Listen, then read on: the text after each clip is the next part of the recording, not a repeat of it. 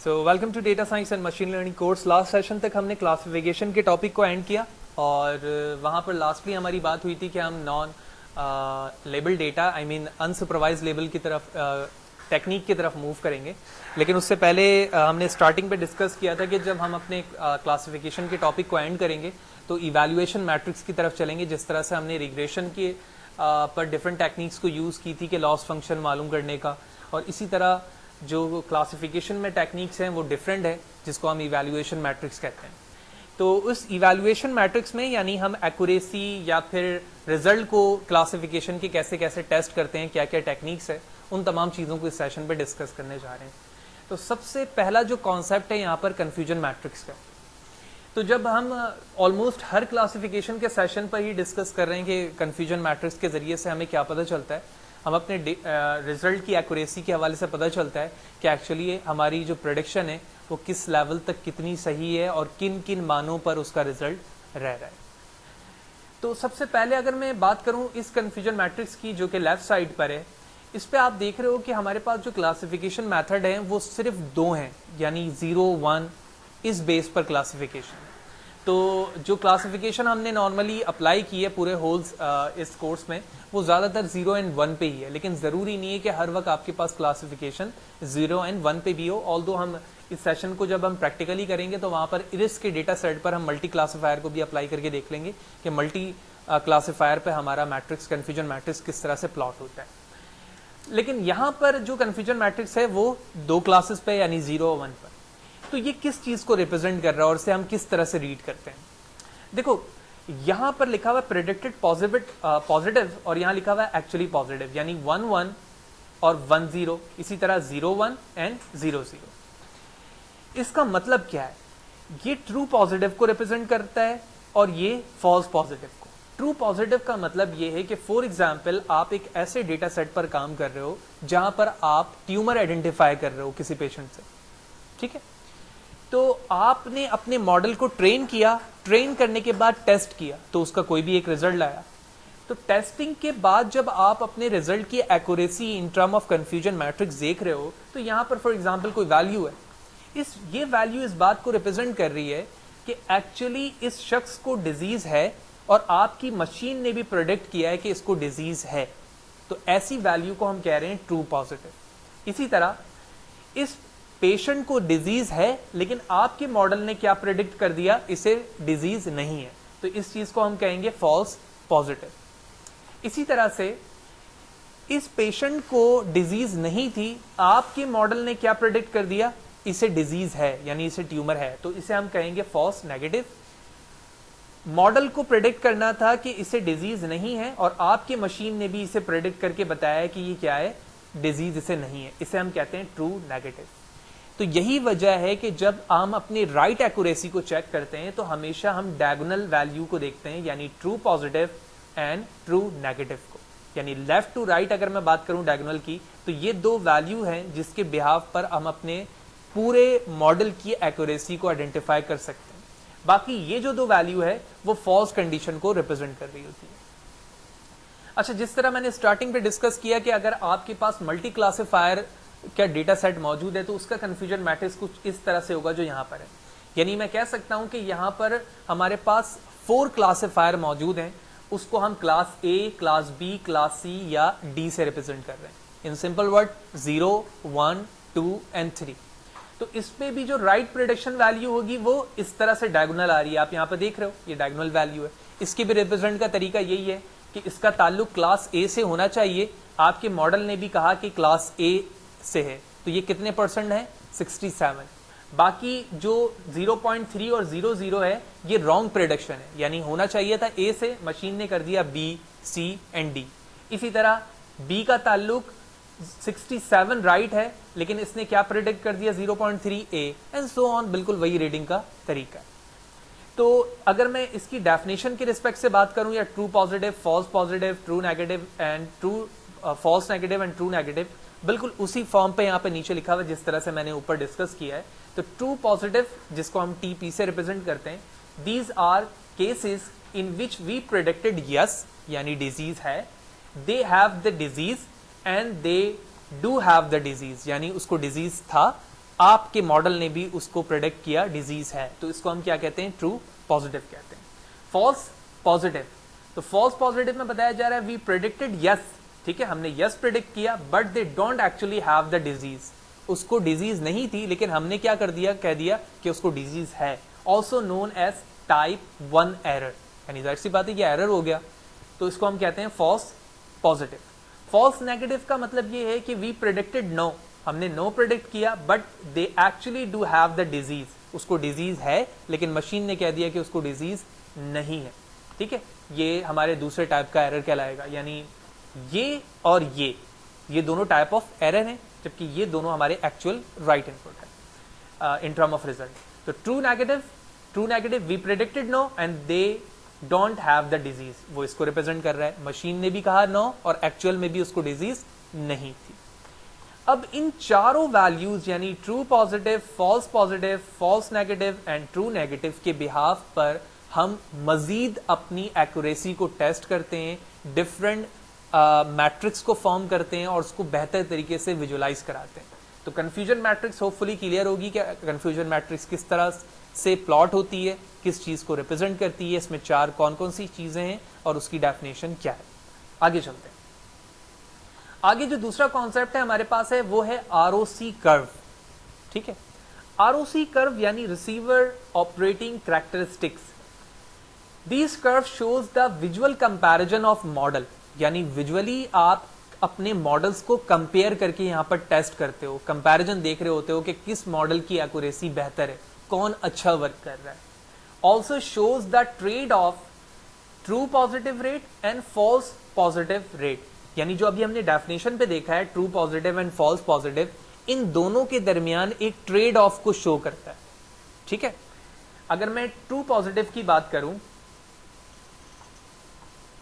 तो ये रहा हमारा ट्रू पॉजिटिव, ठीक है, जो कि ये है ट्रू पॉजिटिव हमारा फर्स्ट, और इसी तरह जो सेकंड है हमारा वो है फॉल्स पॉजिटिव, तो फॉल्स पॉजिटिव ये रहा, ठीक है। तो इन दोनों के दरमियान किस चीज को रिप्रेजेंट करेगा, वो एक ट्रेड ऑफ को रिप्रेजेंट करेगा। कैसे देख रहे हो, ये एक ग्राफ है, ग्राफ के अंदर फॉल्स पॉजिटिव रेट यहां पर है जिसको हम 1 माइनस स्पेसिफिसिटी भी कहते हैं। ये क्या है नीचे अभी इन डेफिनेशन पे समझ में आएगी हमें। और ये ट्रू पॉजिटिव है और इसकी विजुअलाइजेशन यहाँ पे हुई। ये एक सेंट्रल लाइन है, ठीक है। हम नॉर्मली अपने मॉडल को बेहतर करने के लिए कोशिश करते हैं कि हमेशा उसकी एक्यूरेसी इस लाइन से ऊपर हो, ठीक है, जो वर्ड प्लस के नाम से रिप्रेजेंट है।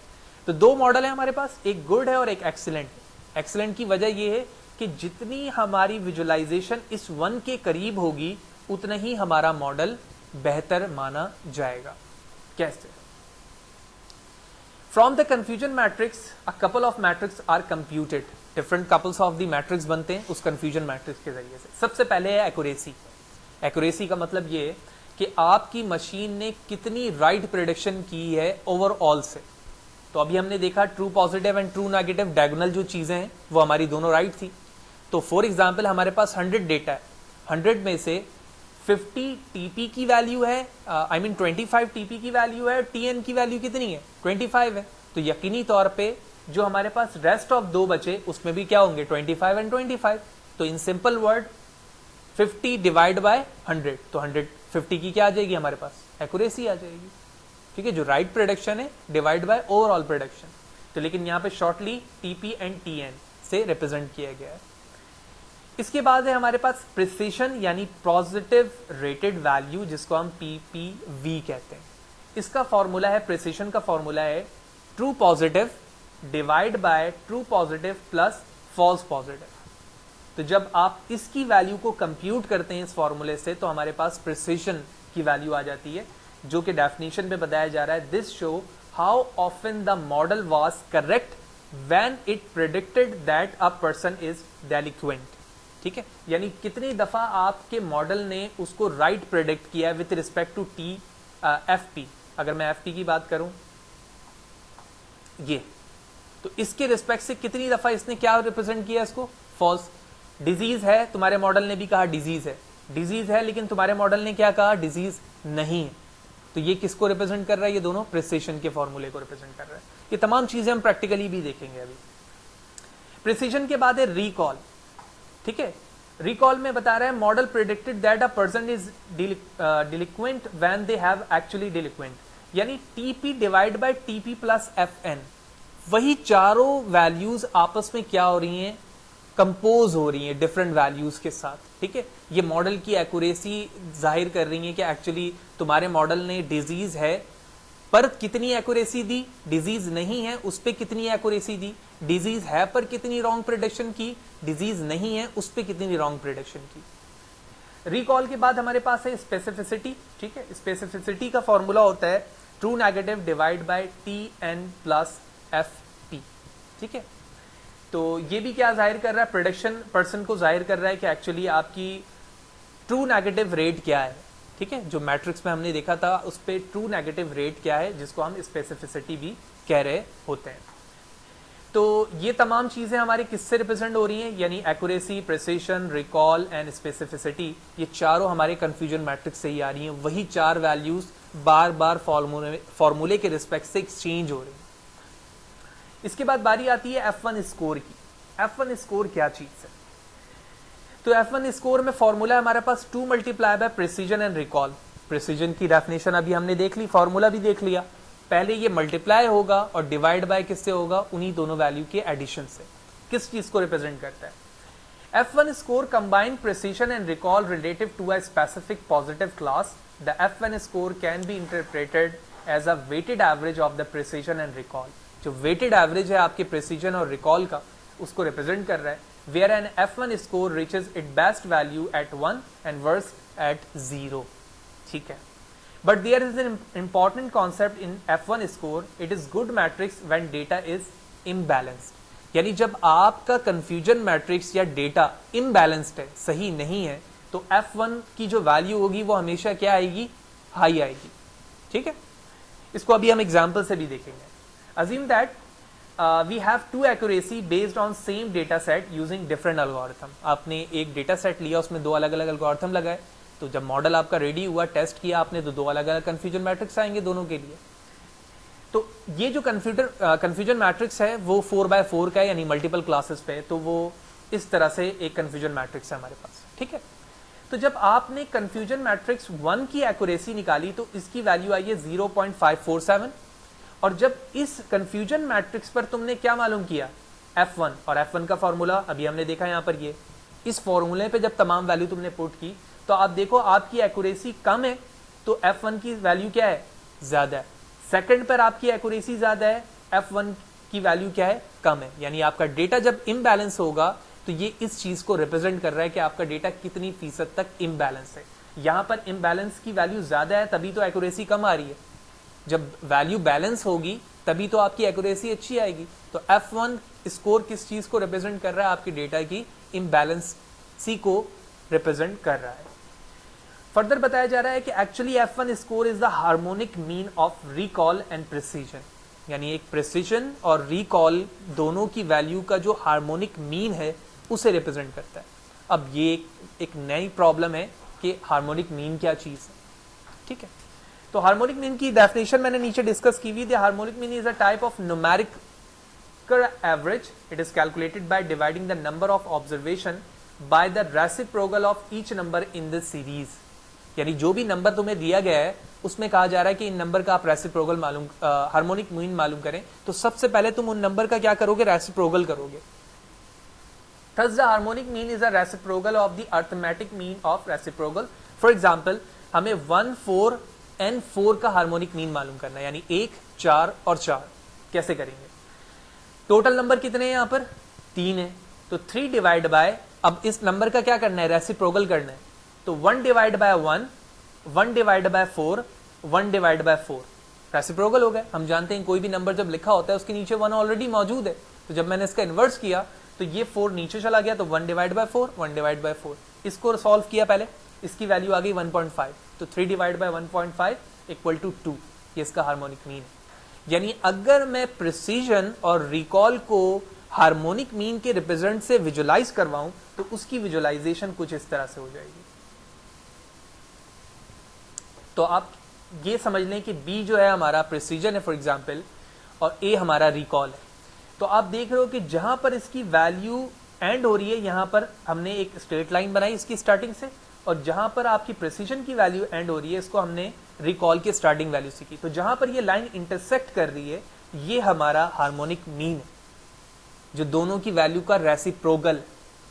तो ये F1 स्कोर इस बात को रिप्रेजेंट कर रहा है कि एक्चुअली आपकी वैल्यू या आपका मॉडल कितना इम्बैलेंस्ड है। जितनी वैल्यू इसकी ज्यादा होगी उतना ही आपकी वैल्यू यानी आपका डेटा इम्बैलेंस होगा, जितना कम होगा इतना मतलब है कि आपका डेटा उतना ही इम्बैलेंस है, और यकीनी तौर पे जब इसकी वैल्यू कम होगी तो आपकी एक्यूरेसी खुद ही बेहतर आ रही होगी। तो इस सेशन पे अभी तक हमने बड़ी इंपॉर्टेंट चीज को देखा कि कंफ्यूजन मैट्रिक्स क्या है, 4 इंपॉर्टेंट पॉइंट को देखे, true positive, true negative and so on. उसके बाद हमने एक्यूरेसी, प्रिसिशन, रिकॉल, सेंसिटिविटी, ये तमाम चीजें देखी। फिर आरओसी कर्व के हवाले से हमने डिस्कस किया कि एक्चुअली आरओसी कर्व क्या है, और ये मॉडल के ट्रेड ऑफ को जाहिर कर रहा है कि एक्चुअली आपका मॉडल कितना बेहतर है। उसके बाद हमने F1 स्कोर देखा। एक इंपॉर्टेंट चीज जो हमारी रह गई आरओसी कर्व में, तो आरओसी कर्व तो हमारा रिप्रेजेंट कर रहा है कि एक्चुअली इसकी वैल्यू किस पॉइंट पर कितनी क्या है। तो ये आरओसी कर्व बनता किस तरह से? फॉर एग्जाम्पल, तुमने लॉजिस्टिक रिग्रेशन पर एक मॉडल रेडी किया। तो जब लॉजिस्टिक रिग्रेशन पर मॉडल रेडी होता है तो हमें पता है कि हम वहां पर एक थ्रेशोल्ड लेवल सेट करते हैं 0.5। तो जब 0.5 पर आपका एक थ्रेशोल्ड लेवल होगा तो उसकी एक स्टार्टिंग और एंडिंग वैल्यू होगी। यानी फॉर एग्जांपल 0 स्टार्टिंग वैल्यू है, एंडिंग 1 है, और थ्रेशोल्ड क्या है 0.5 है। तो ये स्टार्टिंग वैल्यू है 0, ये एंडिंग वैल्यू है 1। इसके दरमियान जब जब आपका पॉजिटिव रेट इंक्रीज होता है तो उस पे असर किस चीज का पड़ता है? ट्रू नेगेटिव या ट्रू पॉजिटिव का। तो ये जो पॉइंट है या ये पॉइंट है या ये पॉइंट है या मुमकिन है ये पॉइंट है, ये तमाम आपके इस मॉडल के थ्रेशोल्ड वैल्यू को जाहिर कर रहा है कि एक्चुअली आपने कहां कहां पर किस थ्रेशोल्ड की वैल्यू रखी है, जो दोनों वैल्यूज को अलग अलग कर रही है। ठीक है, जब हम प्रैक्टिकली देखेंगे तो वहां पर थ्रेशोल्ड वैल्यू को डिस्प्ले करवा के भी देखेंगे तो हमें बात समझ में आ जाएगी। तो ये कर्व हमारा आरओसी है जो मॉडल की एक्यूरेसी विजुलाइज कर रहा है।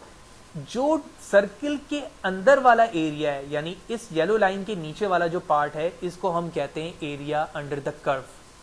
एरिया अंडर द कर्व जितना 1 के करीब होगा उतना मतलब है उतना ही मॉडल आपका बेहतर वर्क कर रहा है। ठीक है, लेकिन हमारी शुरू से कोशिश होती है कि मॉडल ये जो एरिया अंडर द कर्व है वो ऑलवेज 0.5 से ज्यादा हो, उससे कम ना हो। यही वजह है कि हम एक स्ट्रेट लाइन यहाँ पर ड्रॉ करते हैं जो कि वर्कलेस यहाँ पर रिप्रेजेंट कर रहा है।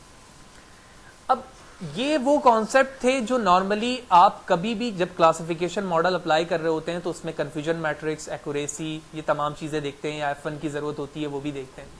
इसके अलावा कुछ ऐसे इंपॉर्टेंट पार्ट हैं जिसको हम विथ रिस्पेक्ट टू प्रैक्टिकली देखते हैं। अगर मैं साइकिट लर्न की बात करूं तो हम साइकिट लर्न की अब वेबसाइट पे जाएंगे और वहां पर जाकर देखेंगे कि कौन कौन से ऐसे इंपॉर्टेंट इसके फंक्शंस या क्लासेस हैं जो इवैल्यूएशन मैट्रिक्स के तौर पर इस्तेमाल होती है। Let's see. तो इस वक्त मैं साइकिट लर्न पर इवैल्यूएशन मैट्रिक्स पे मौजूद हूं और आप देख रहे हैं कि इवैल्यूएशन मैट्रिक्स का ये पेज है। और जब मैं नीचे आऊंगा तो यहाँ पर आप देख रहे हो कि common case pre defined values हैं, और ये कुछ इवैल्यूएशन मैट्रिक्स क्लासिफिकेशन के हैं जिसमें आप एक्यूरेसी की क्लास देख रहे हो। इसी तरह बैलेंस एक्यूरेसी, एवरेज प्रिसिशन है, लॉस फंक्शन है, F1 है, F1 स्क्वायर है। इसी तरह नेगेटिव लॉस है, प्रिसीजन है, रिकॉल है, जकर्ड, आरओसी कर्व है।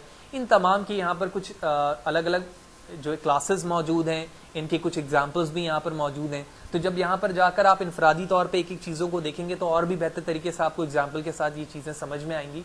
तो मेरी सजेशन ये है कि आप इन चीज़ों को कोशिश करें कि एक एक चीज़ को देखें यहाँ पर जाकर, तो यहाँ पर आपको एग्जाम्पल भी मिल जाएंगी और बेहतर तरीके से बात समझ में आने लगेगी। नेक्स्ट सेशन पर हम जाएंगे तो उन्हीं तमाम इंपॉर्टेंट चीज़ों को डिस्कस करेंगे जो मैंने अभी आपको डॉक्यूमेंटेशन पे दिखाई, और अगर ज़रूरत पड़ी तो इन चीज़ों को भी हम डिस्कस करेंगे जो मैं इस वक्त आपको यहाँ पर दिखा रहा हूँ।